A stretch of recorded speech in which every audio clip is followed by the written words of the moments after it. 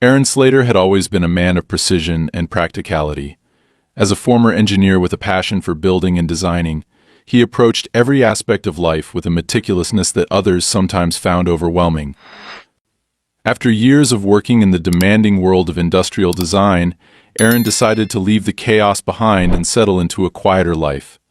His choice of neighborhood reflected his desire for peace, a suburban street with tree-lined sidewalks and homes that exuded a comforting uniformity.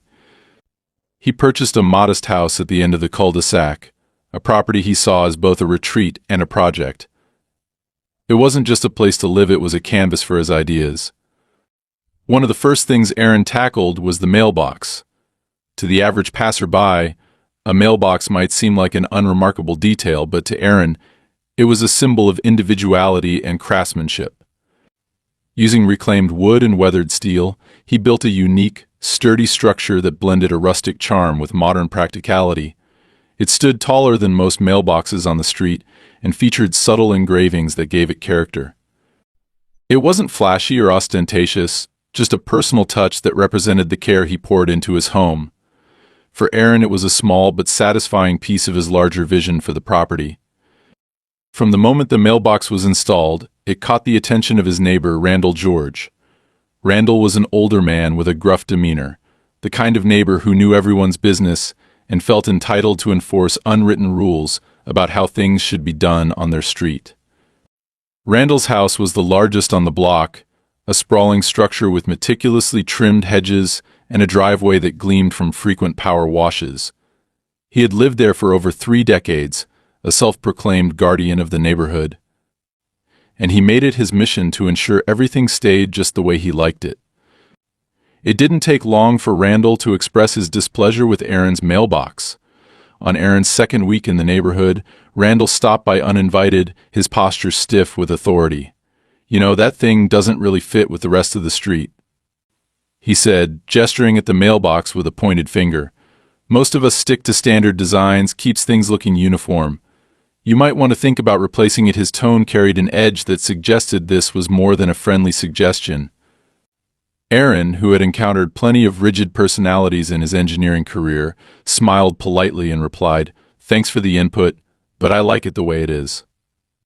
Randall didn't press the issue further that day, but his disapproval lingered in the air. Over the following weeks, Aaron noticed the older man watching him from across the street, his arms crossed and his expression unreadable.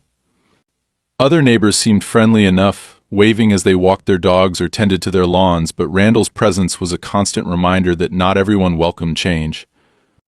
One morning, as Aaron left for a hardware store to pick up supplies for another project, he noticed something strange.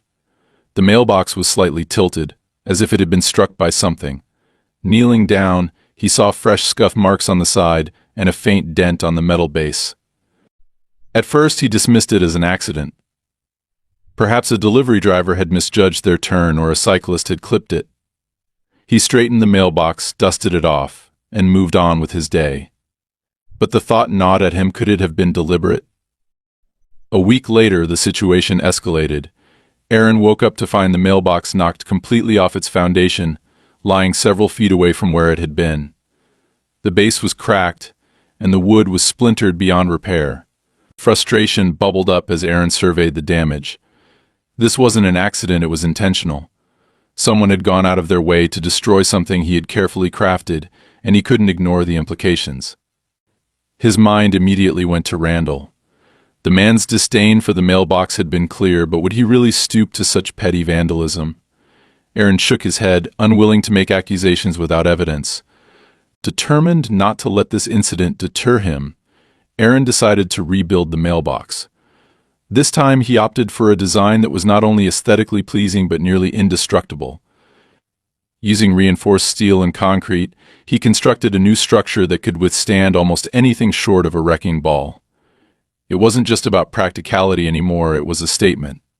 If someone wanted to challenge him, they'd find he wasn't the type to back down easily.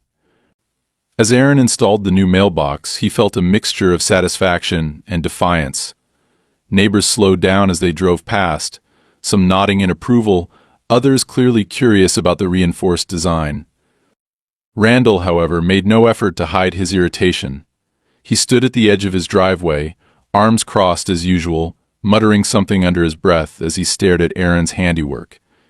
It was the kind of look that could curdle milk. The days passed uneventfully until, one night, Aaron was jolted awake by a loud noise outside. Heart pounding, he threw on a jacket and rushed to his front yard. The mailbox was still standing, but the scene around it told a different story. Skid marks marred the pavement nearby, and fragments of a car's headlight and bumper littered the ground. Aaron's reinforced design had done its job. It had not only withstood the impact but left the aggressor with a costly repair bill. He picked up a piece of shattered plastic and turned it over in his hand, noting the brand and model of the car it had come from. The realization hit him like a freight train. It matched Randall's truck. Aaron's instincts told him to confront Randall immediately, but he hesitated. Marching across the street in the middle of the night felt impulsive, and he preferred to approach situations with logic and careful planning. Instead, he returned inside, placing the headlight fragment on his kitchen counter as a reminder that this wasn't over. As he sat in the quiet of his home, Aaron began to strategize. If Randall was responsible, he would need more than circumstantial evidence to hold him accountable. This was no longer just about a mailbox, it was about standing his ground against someone who thought they could intimidate him into submission, and Aaron had no intention of losing. The days after the late-night incident were tense for Aaron. Every time he stepped out of his house, he felt Randall's presence looming across the street. The older man didn't hide his disdain, either. He was always there sitting on his porch, pretending to read the paper or inspecting his hedge trimmers while throwing the occasional glare in Aaron's direction. Aaron had faced challenging personalities before in his career, but this was different. Randall's disdain wasn't professional rivalry or workplace politics, it felt personal, even territorial.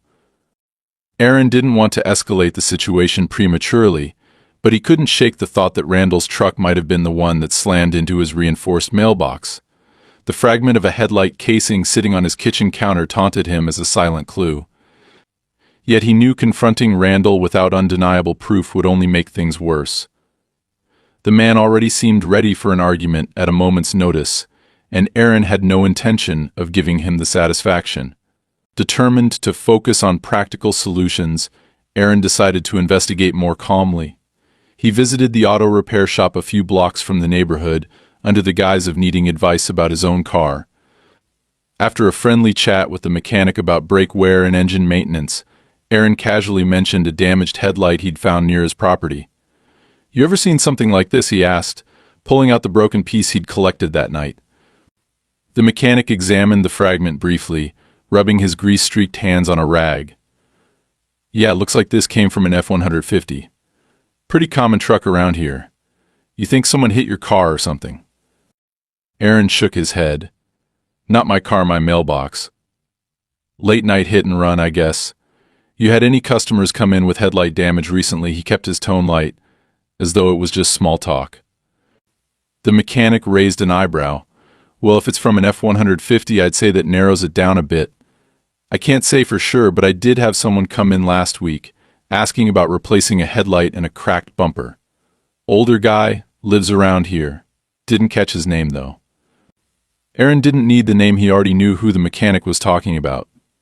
Thanking him for his time, Aaron left the shop feeling more certain than ever that Randall was behind the attack.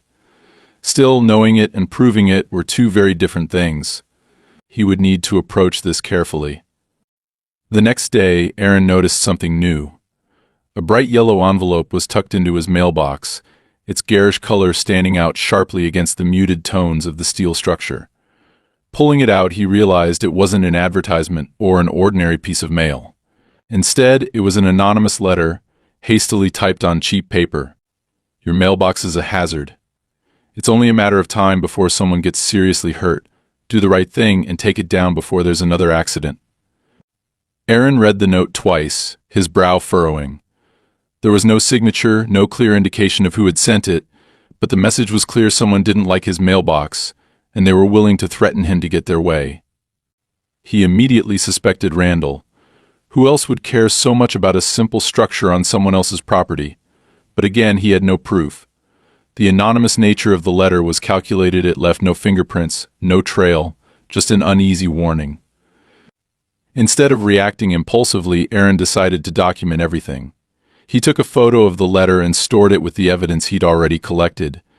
If this situation ever escalated further, he would have a paper trail to back him up. It was a small but necessary step. That night, Aaron tried to relax, but the unease gnawed at him. Every creak in the house, every rustle of leaves outside his window, made him sit up and listen intently. He didn't want to admit it, but the situation was starting to affect him. For the first time since moving to the neighborhood, his sanctuary didn't feel like home. Then, 2 nights later, it happened again.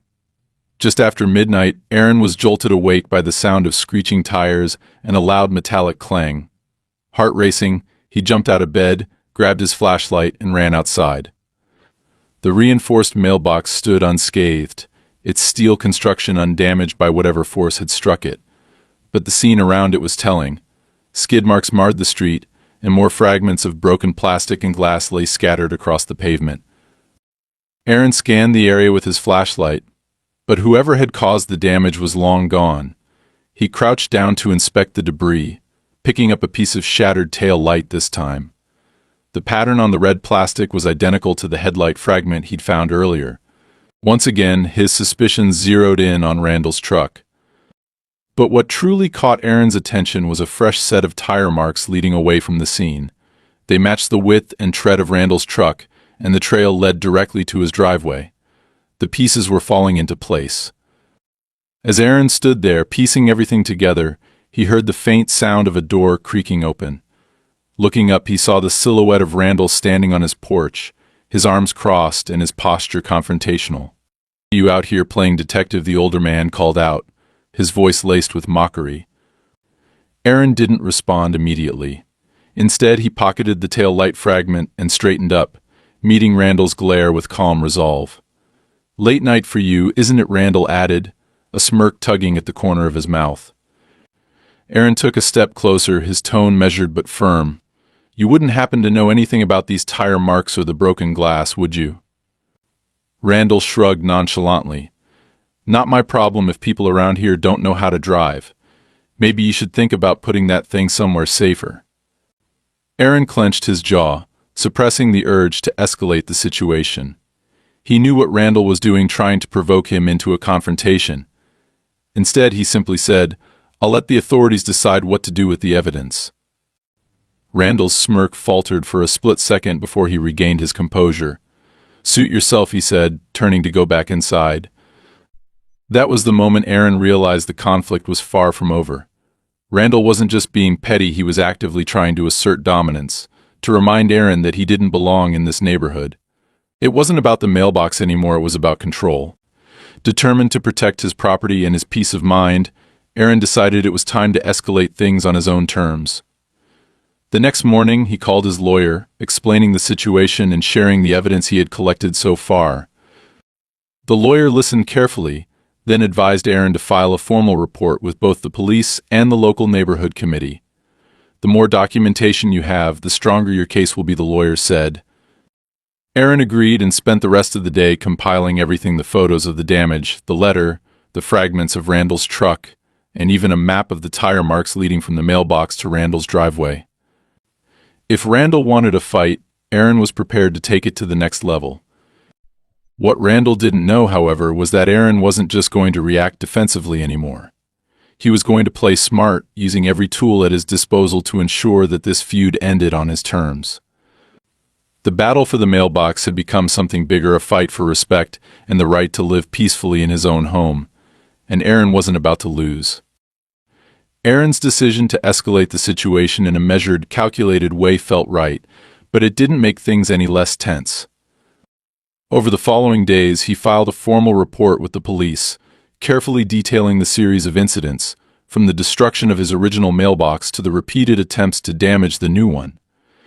He included photos of the broken fragments from Randall's truck, the yellow letter, and even the tire marks leading directly to his neighbor's driveway. The officer who took the report seemed sympathetic, but non-committal. "We'll look into it," she had said, her tone neutral. Aaron knew better than to rely solely on their follow-up. He would need to stay vigilant. Despite his calm exterior, Aaron couldn't ignore the feeling that he was being watched. Every time he stepped outside to check the mailbox or work on his yard, he felt Randall's eyes on him. Sometimes he caught the older man standing by his porch, pretending to sweep leaves or adjust his lawn chairs. Other times, Randall would drive by slowly, his truck deliberately idling as he passed Aaron's house, the sound of the engine almost taunting. It was psychological warfare, subtle enough to seem innocuous to an outsider but obvious to Aaron. One evening, as Aaron returned from a walk, he noticed something new.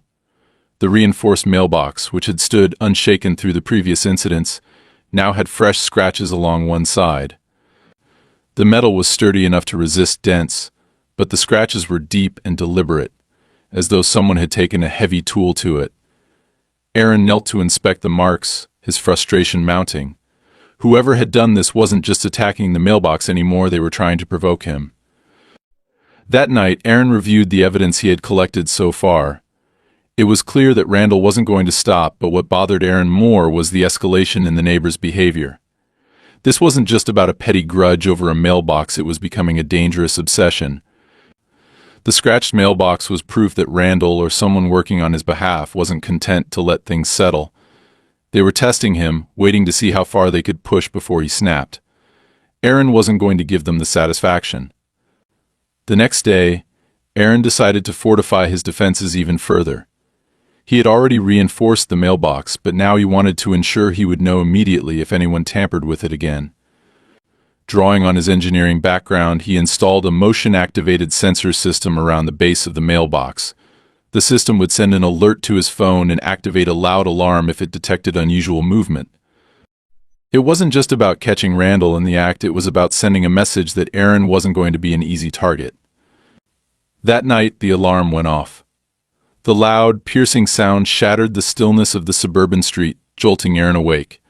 He grabbed his jacket and phone, rushing outside just in time to see Randall's truck speeding away down the street. The motion sensor had done its job, but what caught Aaron's attention was the object left behind. A heavy crowbar lay on the ground near the mailbox, its surface scratched and dirty from use. It didn't take a detective to figure out what had happened. Randall, or someone he had sent, had tried to pry the mailbox loose and fled when the alarm activated. Aaron picked up the crowbar carefully, using a cloth to avoid smudging any potential fingerprints. It was a significant piece of evidence, and he added it to his growing collection. The next morning, he returned to the police station with the crowbar and a detailed account of what had happened. The officer who reviewed his case seemed more interested this time, especially given the escalation. "This is no longer just property damage," she said. "Leaving behind a weapon like this shows intent. We'll follow up with your neighbor." When the police visited Randall's home later that day, Aaron watched from his window as the older man stood on his porch, arms crossed and his face set in a defiant scowl. He could see the officers speaking to Randall, their gestures calm but firm. After a few minutes, the officers left, and Randall disappeared into his house without so much as a glance in Aaron's direction. The interaction was brief, but it sent a clear message: Randall was on notice. For a moment, Aaron felt a sense of relief. Perhaps this would be enough to make Randall back off, but that hope was short-lived. Later that evening, Aaron returned from running errands to find a pile of garbage bags dumped on his front lawn. The bags had been torn open, their contents spilling out to reveal food scraps, old newspapers, and other household waste. It wasn't subtle, it was a deliberate attempt to harass him.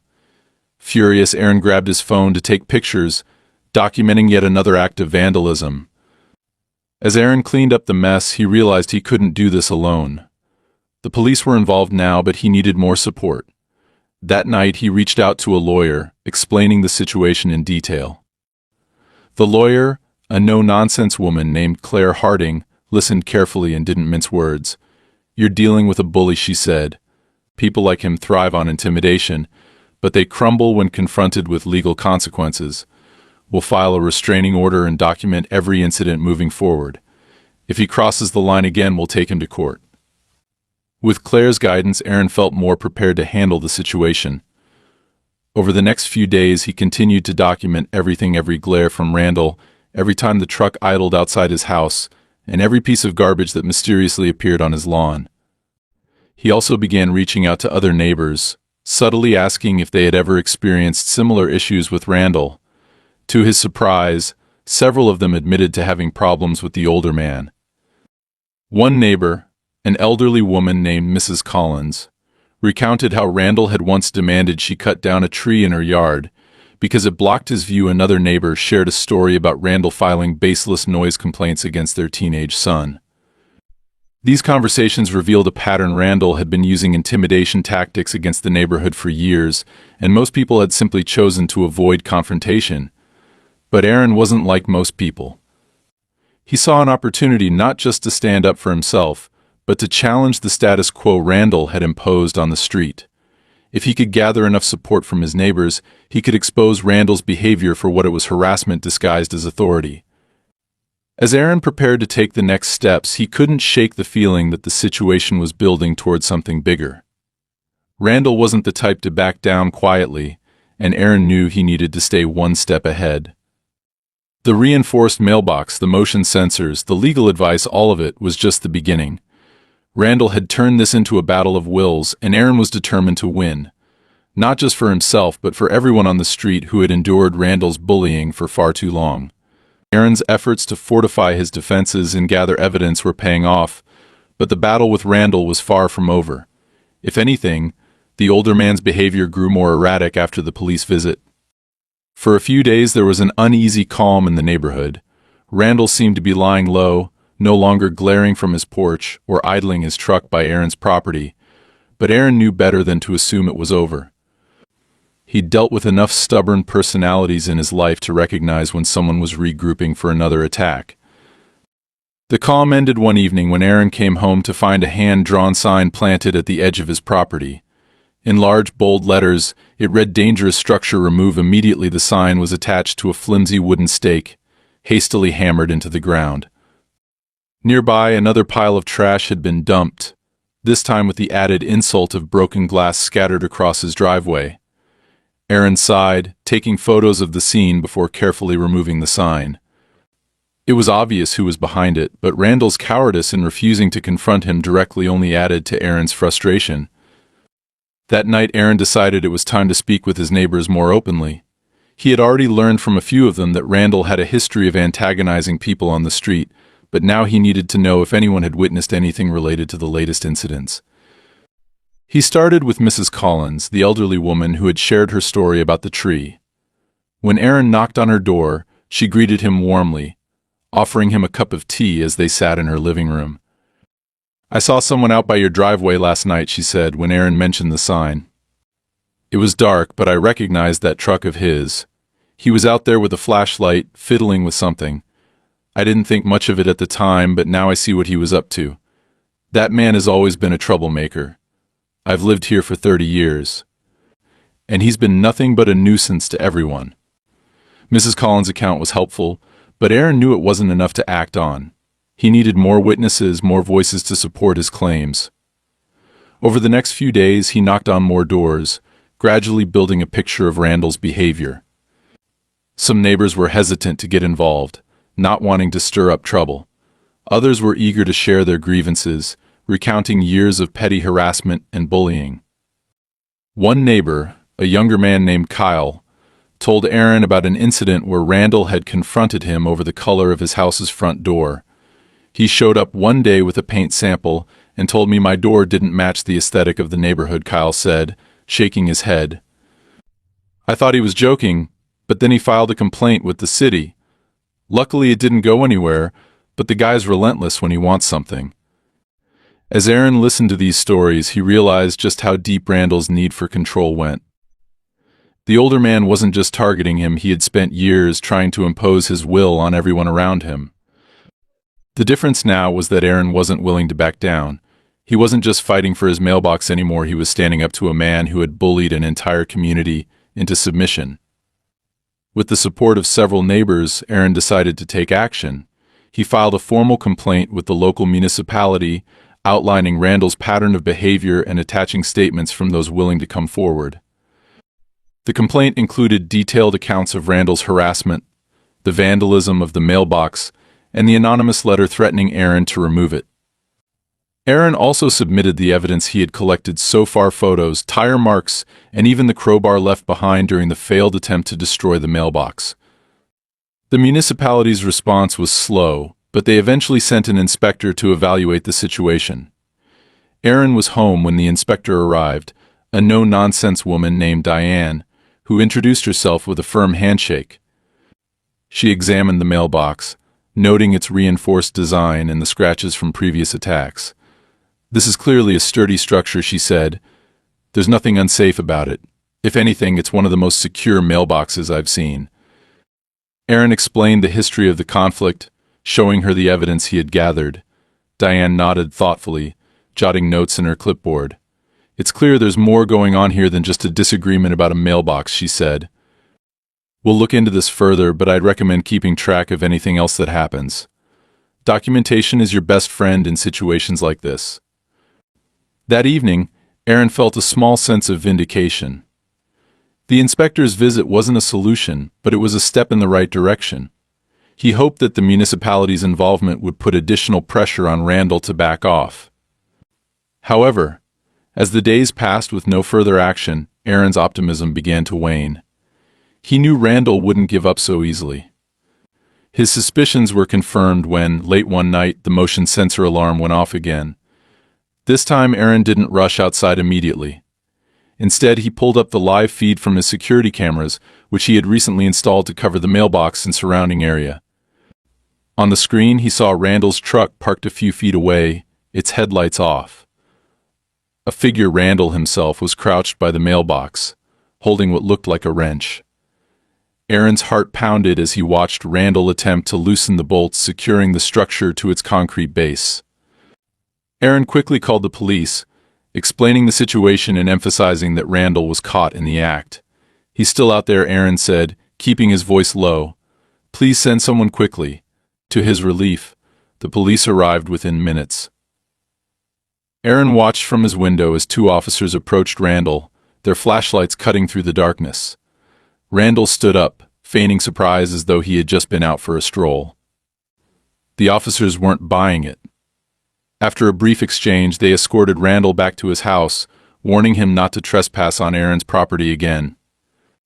The next morning, Aaron filed for a restraining order with Claire's help. The evidence was mounting, and it was clear that Randall's actions were becoming more desperate. The restraining order was approved quickly, and Randall was officially forbidden from coming near Aaron's property or mailbox. It was a significant victory, but Aaron couldn't shake the feeling that Randall would find another way to retaliate. Sure enough, a few days later, Aaron woke up to find his garage door defaced with spray paint. The message was crude but clear: "Get out." Aaron sighed, snapping a photo before starting the cleanup. Randall's defiance was exhausting, but Aaron refused to let it deter him. If anything, it strengthened his resolve. Later that day, Aaron received a call from Diane, the inspector. "We've reviewed your complaint and the evidence you submitted," she said. "It's clear this individual has been engaging in sustained harassment. We're going to move forward with a formal investigation into his behavior." Aaron thanked her, feeling a renewed sense of hope. The municipality's involvement added weight to his case, and he was confident that Randall's reign of intimidation was nearing its end. As he hung up the phone, Aaron looked out at the mailbox standing strong at the end of his driveway. It wasn't just a structure anymore, it was a symbol of his refusal to be bullied, a testament to his resilience. Randall had pushed him to the brink, but Aaron wasn't just holding his ground, he was winning. The days following the restraining order brought a brief reprieve, but Aaron knew better than to assume the battle with Randall was over. If anything, the restraining order felt like a challenge to someone as combative and prideful as Randall. Aaron remained cautious, doubling down on documenting everything and keeping his defenses sharp. He installed additional cameras around his property, ensuring there were no blind spots. Every step he took now was calculated, not just to protect his property but to anticipate Randall's next move. The first sign of retaliation came subtly. One morning, as Aaron stepped outside to retrieve the newspaper, he noticed small shards of metal and glass scattered near his driveway. At first, he thought it might have been debris left by a passing car, but as he bent down to inspect it, he realized it had been deliberately placed right where his tires would roll. The sharp edges were unmistakable, intended to cause a flat. Aaron carefully cleaned up the mess, bagged the pieces, and added them to his growing collection of evidence. It wasn't much, but it was a reminder that Randall was still lurking, testing his patience and resolve. That evening, Aaron received a call from Diane, the municipal inspector who had reviewed his complaint. She informed him that the investigation into Randall's behavior was progressing, but there had been pushback. Randall had filed his own counter-complaint, accusing Aaron of creating a hazardous environment with his mailbox and claiming that the reinforced structure was causing issues for drivers. "We've seen this tactic before," Diane said with a sigh. "It's a classic move to try to shift the blame and create confusion. Don't worry, though. The evidence is heavily in your favor." Aaron appreciated Diane's reassurance, but the counter-complaint infuriated him. Randall wasn't just harassing him, he was actively trying to manipulate the system to turn the tables. It was a deliberate attempt to muddy the waters, and Aaron knew it was meant to wear him down. But rather than let it frustrate him, he refocused his energy on staying one step ahead. If Randall wanted to escalate the conflict, Aaron would be ready. A few nights later, Aaron was jolted awake by the sound of an engine revving loudly outside his house. He rushed to the window and saw Randall's truck idling at the edge of his property, its headlights off. Before Aaron could react, the truck sped forward, veering onto his lawn and leaving deep ruts in the grass before swerving back onto the street. Aaron stood there, stunned, as the truck disappeared down the road. It was an overt act of aggression, far beyond the petty vandalism of before. Randall wasn't just trying to intimidate him anymore, he was actively trying to damage his property in plain view. Aaron immediately called the police, explaining what had happened and emphasizing the danger of Randall's behavior. This time, the officers who arrived took the situation seriously. They examined the tire marks in the grass, reviewed footage from Aaron's security cameras, and confirmed that the truck belonged to Randall. One of the officers nodded grimly as he watched the recording. "This guy is escalating," he said. "We'll make sure he knows we're watching." The next day, Aaron received an update from Claire, his lawyer. She informed him that they had grounds to file a civil lawsuit against Randall for property damage and harassment. "This isn't just about the restraining order anymore," Claire said. "He's violating it, and that's enough to take this to court. If we press charges, he could face significant fines or worse, jail time." Aaron hesitated for a moment. Part of him wanted to avoid the stress of a prolonged legal battle, but he knew backing down now would only embolden Randall further. "Let's do it," he said firmly. "I'm done playing defense." As Claire began preparing the lawsuit, Aaron took additional precautions. He contacted a landscaping company to repair the damage to his lawn, making sure to document every step of the process for his case. He also reached out to a local security company, installing floodlights and motion detectors around the perimeter of his property. If Randall tried anything again, Aaron wanted to be ready. The next act of aggression came in the form of a strange package left on Aaron's doorstep. It was a small box, crudely wrapped in brown paper, with no return address. Aaron opened it cautiously, his stomach tightening as he pulled out the contents, a smashed replica of his mailbox, with the words "Know Your Place" scrawled across it in black marker. The message was clear: Randall was mocking him, trying to get under his skin. Aaron immediately photographed the package and called the police. An officer arrived to collect the evidence, nodding grimly as Aaron explained the situation. "This guy's getting bolder," the officer said. "You're doing the right thing by building your case." Despite the tension, Aaron refused to let Randall's antics dictate his life. He continued working on his home, maintaining his property, and building connections with supportive neighbors. To his surprise, several of them began reaching out, offering words of encouragement. "I heard about what Randall's been doing," Kyle said one afternoon as he stopped by to chat. "He's been a thorn in everyone's side for years. If you need backup, I'm happy to write a statement or testify." This growing support from the community was a turning point. Aaron realized he wasn't as alone as he had initially felt. Randall had spent years bullying and intimidating others, but now the neighborhood was starting to push back. With Claire's guidance, Aaron began gathering formal statements from his neighbors, building a comprehensive case that painted a clear picture of Randall's pattern of behavior. The more evidence he collected, the stronger his position became. But Randall wasn't done yet. Late one night, Aaron was reviewing documents when his motion sensors activated, flooding his yard with bright light. He checked the camera feed and saw two figures near the edge of his property, crouching by the mailbox. One of them was holding a can of spray paint, while the other appeared to be trying to loosen the bolts at the base of the structure. Aaron didn't hesitate. He called the police, keeping an eye on the feed as the two figures scrambled to finish their work and flee. The police arrived quickly, catching one of the vandals as he tried to escape. To Aaron's surprise, the young man wasn't Randall but someone much younger, a local teenager. Under questioning, the teenager admitted that Randall had paid him and a friend to damage the mailbox.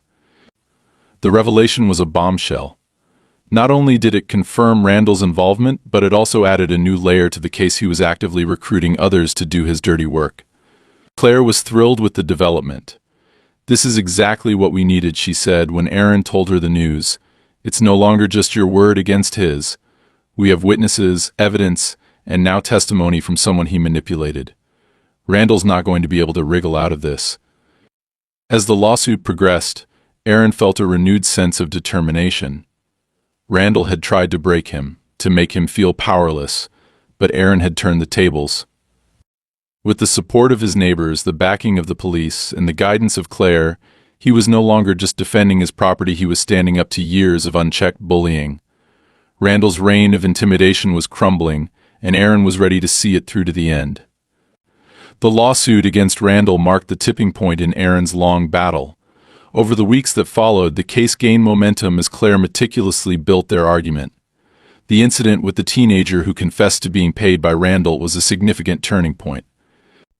It provided concrete proof of Randall's escalating behavior and his willingness to involve others in his schemes.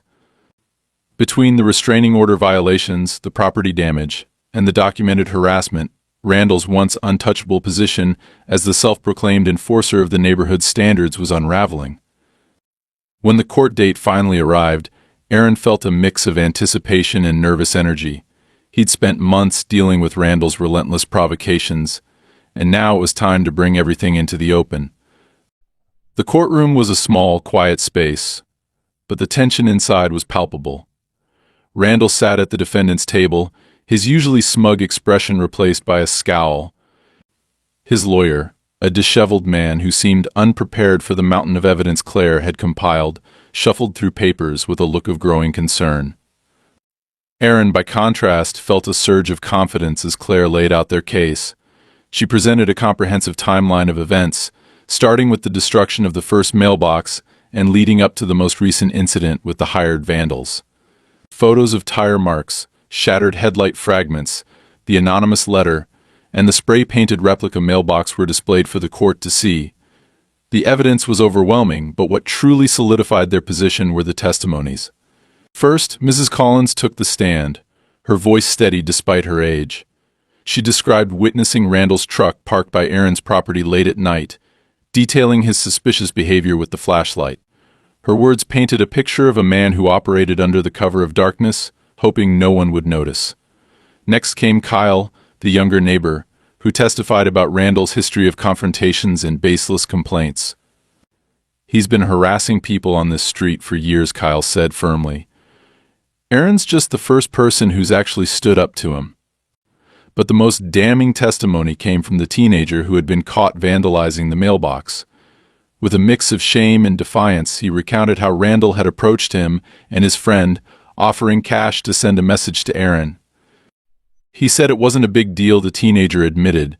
"Just mess up the mailbox a little, make it look like it wasn't worth the trouble." The judge listened intently, his expression growing more severe with each detail. When it was Randall's turn to speak, his defense was as weak as Aaron had expected. Randall tried to paint himself as a victim, claiming that Aaron's mailbox was an eyesore and a safety hazard, and that he had acted out of concern for the neighborhood. But under cross-examination, Claire dismantled his arguments with surgical precision. She pointed out that Randall had never filed a formal complaint with the municipality, nor had he attempted to address his concerns through legal or proper channels. Instead, he had resorted to intimidation, vandalism, and coercion. By the time Claire was finished, Randall's excuses had crumbled, and he sat hunched in his seat, avoiding eye contact with anyone in the room. The judge's ruling was swift and unequivocal. Randall was found guilty of multiple counts of harassment, property damage, and violating the restraining order. He was ordered to pay significant fines, compensate Aaron for the damages, and complete community service. Most importantly, the court issued a permanent injunction prohibiting Randall from coming within 100 yards of Aaron's property. Any further violations would result in jail time. As the verdict was read, Aaron felt a weight lift off his shoulders. Months of tension and conflict had culminated in a clear, decisive victory. Outside the courtroom, several neighbors who had attended the trial approached Aaron to offer their congratulations. "You did what none of us could," Mrs. Collins said, patting his arm. "Maybe now this street can finally have some peace." Kyle added, "You've set an example for all of us. Randall thought he was untouchable, but you proved him wrong." As Aaron drove home that evening, he couldn't help but reflect on how much had changed since he first moved into the neighborhood. What had started as a simple act of personal expression, a unique mailbox, had turned into a battle for his right to live peacefully. The mailbox itself had become a symbol of his resilience, a testament to his refusal to back down in the face of intimidation. Randall had underestimated him, thinking Aaron would fold like so many others. But Aaron's persistence, combined with the support of his community, had brought justice to a man who had bullied his way through life for far too long. When Aaron pulled into his driveway, the sight of his reinforced mailbox brought a small smile to his face. It stood tall and unscathed, a reminder of everything he had endured and overcome. For the first time in months, he felt a sense of true peace. The battle was over, and he had won not just for himself but for the entire neighborhood. The weeks following the court ruling brought a long overdue sense of calm to Aaron's life. For the first time since moving into the neighborhood, he felt like he could finally breathe. Randall, humiliated and burdened with fines and community service, kept a low profile. His truck, once a constant presence idling near Aaron's property, was no longer parked in plain sight. Neighbors whispered that he was considering selling his house and leaving the area altogether. Aaron couldn't deny the satisfaction he felt at the thought Randall had been the root of so much tension, not just for him but for the entire street. His departure would be a relief for everyone. In the days after the trial, Aaron turned his attention back to his home, eager to finish the projects he had put on hold during the conflict. He repaired the damage to his lawn from Randall's reckless truck stunt, planted new flower beds, and even repainted his front porch. It felt good to focus on something productive, to reclaim the peaceful life he had envisioned when he first moved in. The mailbox, of course, remained exactly as it was reinforced, sturdy and standing as a symbol of everything he had endured.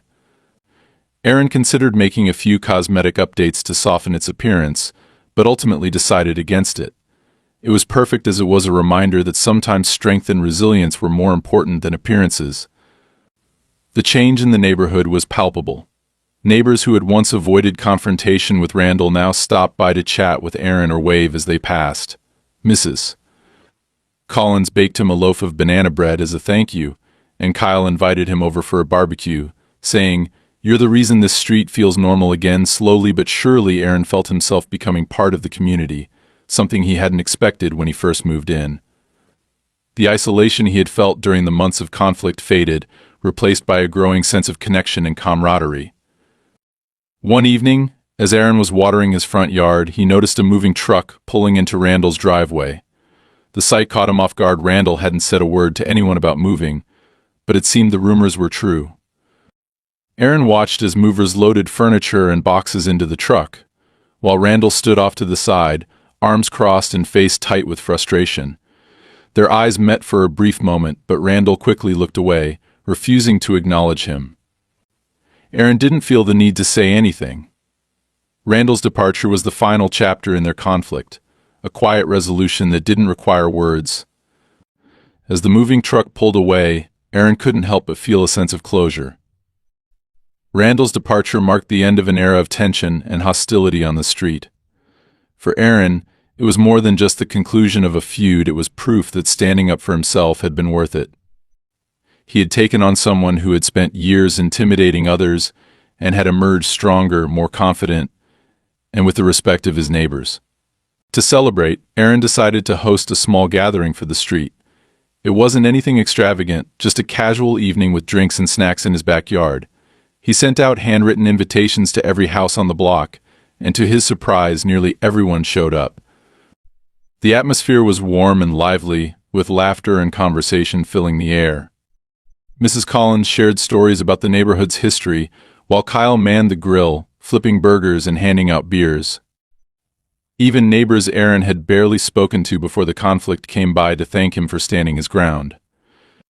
As the sun set and the gathering began to wind down, Aaron found himself sitting by the fire pit, talking with a few neighbors about future plans for the street.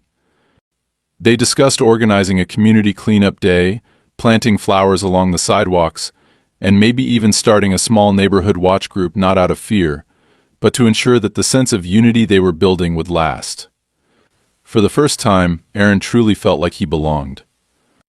Later that night, as Aaron stood on his porch looking out at his property, he reflected on how much had changed.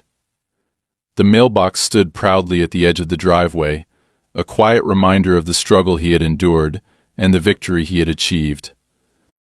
The battle with Randall had tested him in ways he hadn't expected, forcing him to confront not just his neighbor's aggression but his own limits and resilience. In the end, he had proven to himself and to the neighborhood that he wasn't someone who could be pushed around. Aaron smiled as he stepped back inside his house, closing the door on the conflict that had once consumed his life. His home was finally what it was meant to be, a place of peace, strength, and belonging.